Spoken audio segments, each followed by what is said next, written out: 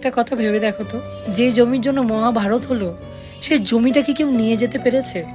কেউ কিন্তু পারেনি, সবাই চলে গেছে। সেই জমিটা কিন্তু এখানেই পড়ে রয়েছে।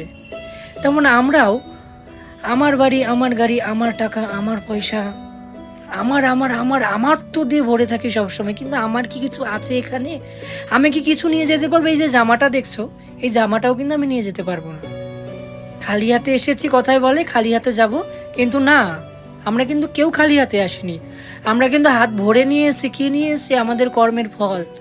কর্মের ফল, কর্মটাকে আমরা হাত ভরে নিয়ে এসেছি, আবার এই জন্মের কর্মটাও কিন্তু আমরা নিয়ে যাব। তাই খালি হাতে আমরা কেউ আসিনি, আমাদের কর্ম আমাদের সাথে নিয়ে এসেছি, আবার কর্মটাই সাথে নিয়ে যাব। তাই বলছি, সময় অনেক কম, সামান্য জীবন পেয়েছি, অতি দুর্লভ জীবন। তাই ভগবানের নাম জপের মাধ্যমে, ভগবানের সেবার মাধ্যমে যে কর্মটাকে ঠিক করো, ভগবানের ধামে ফিরে যেতে।